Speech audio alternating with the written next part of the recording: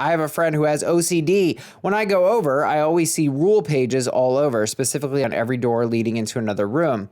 These rules are in places to prevent her from having an quote-unquote OCD attack. She says they're not just for others to follow, but just as a reminder to herself. These rules are like, don't sit down anywhere without permission. It's really annoying. Of course, I always forget about rule pages. I'm used to them there. I pay no mind. Because of this, I had forgotten some of the rules and sat down on the couch, which had her clean laundry on it, so I just moved it to the side while she was in the bathroom.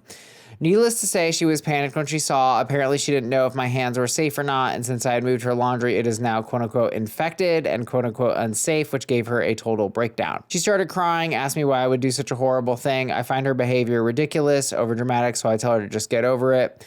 That pissed her off even more. She told me to please leave, and I was an asshole because she can't help it. Her calling me an asshole made me post this here. Am I the asshole? I think when you're in someone's space, you're kind of agreeing to the terms that they've set up, as ridiculous as they are. If you don't want to follow them, I'd say don't go over to that person's house. I mean, obviously, it'd be easy to just be like, oh, P's an asshole. They're not respecting them. So... And I obviously think there's validity to that. But I guess my thought is, should a person who is OCD in this way really try to maybe not put themselves in this situation? Because, like, who could even track all these rules? I'm pretty sure I would forget. Your OCD is, like, not someone else's responsibility. Yeah. So in a way, I think they're both wrong, but they're also both right. Yeah.